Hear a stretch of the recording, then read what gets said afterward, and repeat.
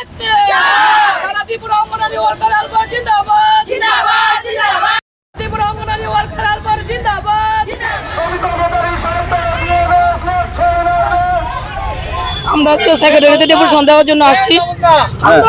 আমরা 2022-এ একবার গ্র্যাজুয়েট রায় পেয়েছিলাম সুপ্রিম কোর্ট থেকে, এবার আমরা হাইকোর্টে এবং সুপ্রিম কোর্টের রায় আবার পুনরায় পেয়েছি যে আমাদেরকে ছুটি প্রদান করতে হবে এবং আমাদেরকে নিয়মিত করতে হবে।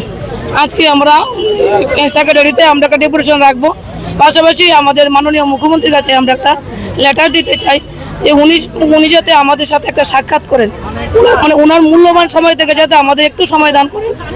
আর আমরা ত্রিপুরা অঙ্গনারী বোনরা চাই, যেহেতু আমরা সুপ্রিম কোর্টের রায় এবং হাইকোর্টের রায় পেয়েছি, কোর্টের রায় তো কোনোদিনও এটা মিথ্যা হবে না, এটা তো আমাদেরকে দিতেই হবে, আগেই হোক বা পরই হোক। কিন্তু আমরা চাই যে যেহেতু মাননীয় মুখ্যমন্ত্রী জনদরদী মুখ্যমন্ত্রী, ওনার হাত দিয়ে যাতে এই ভালো কাজটা হয়, যাতে উনি সারা জীবন আমাদের কাছে একটা স্মৃতি হিসেবে থাকতে পারে, যাতে আমরা বলতে পারি যে এই রায়টাকে মান্যতা দিয়েছে আমাদের মাননীয় মুখ্যমন্ত্রী এবং এই কাজটা ওনার হাত ধরে আমরা বোনরা পেয়েছে।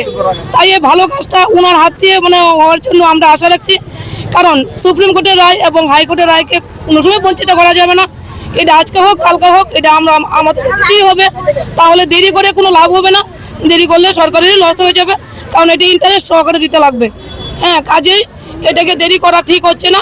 আমরা চাই যে আমাদের মাননীয় মুখ্যমন্ত্রী যেহেতু উনি মায়েদের জন্য এই ভারতীয় জনতা পার্টি সবকা সাথ সবকা বিকাশ করে, তাহলে আমরা চাই ত্রিপুরা অঙ্গনারী বোনরাও যাতে এই বিকাশের আওতায় আমাদেরকে আনা হয় এবং আমাদেরকে আমরা যে সমকাজ করি এই কাজের অনুযায়ী আমাদেরকে বেতনদারি করা হোক।